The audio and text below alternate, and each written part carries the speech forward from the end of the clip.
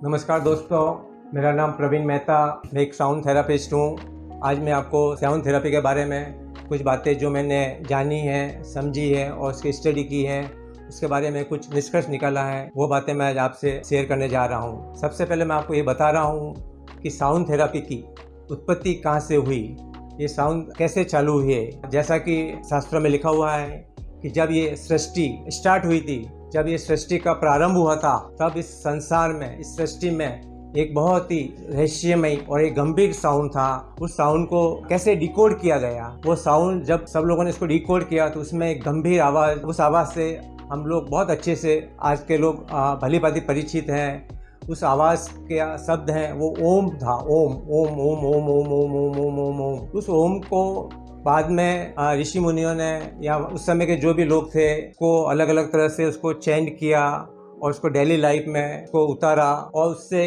काफ़ी बीमारियां ठीक करने लगे, उससे इलाज करने लगे, उससे आध्यात्मिक स्टडी करने लगे और आध्यात्मिकता की ओर बढ़ने लगे। इसी कड़ी में जैसे और आगे सभ्यता बढ़ती गई, हमारे ऋषि मुनियों ने मंत्र शास्त्र का खोज किया। अलग अलग मंत्रों से अलग अलग उच्चार करने लगे और उस मंत्रों की ध्वनि से काफ़ी कुछ उनको प्रभाव होने लगा। आध्यात्मिक लेवल उनका बढ़ता गया, मानसिक लेवल बढ़ता गया और शारीरिक रूप से सब लोग सक्षम होने लगे और उनकी डेली लाइफ अच्छे से चलने लगी।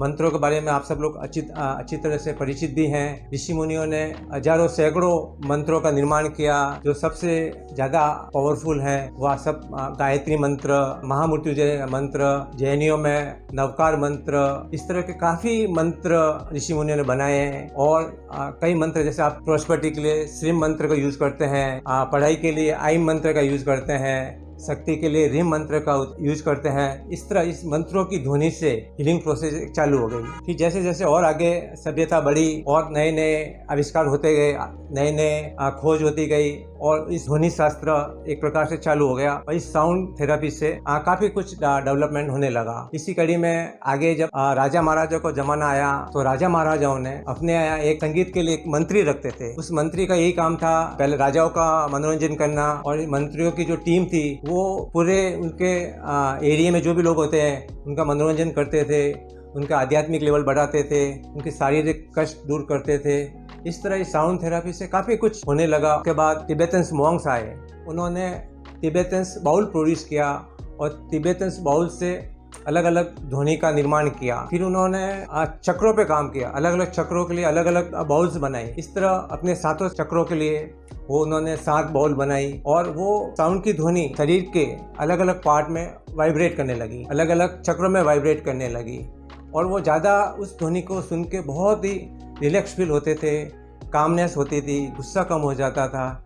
इस तरह साउंड थेरेपी काम करने लगी। फिर और आगे आगे बढ़ते गए, मॉडर्न युग आया। अभी जो सभ्यता में आज के जो साइंटिस्ट है, आप सब एक साइंटिस्ट को भली भांति जानते हैं जिसको फादर ऑफ मैथमेटिक्स और फादर ऑफ ज्योमेट्री करते हैं, पाइथागोरस। उन्होंने गणित के बारे में बहुत ही काम किया, लेकिन बहुत कम लोग जानते हैं कि वो फादर ऑफ साउंड भी थे, फादर ऑफ म्यूजिक भी थे।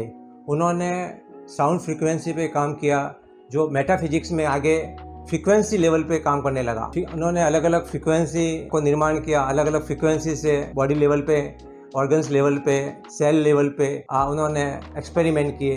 तब उनको अलग अलग डिफरेंट काइंड ऑफ फ्रीक्वेंसी का ज्ञान हुआ और वो फ्रीक्वेंसी से वो काम करने लगे, हील करने लगे और ठीक करने लगे।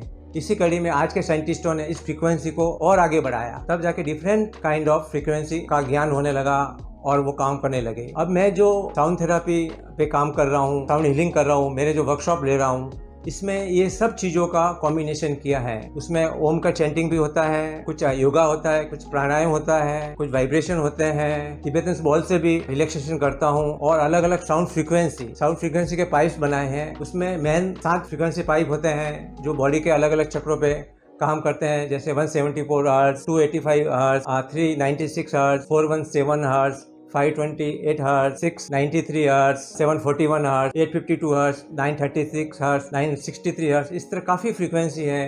वो अलग अलग बॉडी के लेवल पे, अलग अलग बॉडी के सेल्स पे, अलग अलग ऑर्गन्स पे वो काम करने लगे। इस तरह ये साउंड थेरेपी काफ़ी आगे बढ़ने लगी और साउंड हीलिंग से इससे हील होने लगे। इससे शारीरिक विकास तो हो ही, मानसिक विकास भी काफ़ी हो जाता है। अगर ये वीडियो आपको अच्छा लगा है तो आप इसको शेयर और सब्सक्राइब करना। धन्यवाद।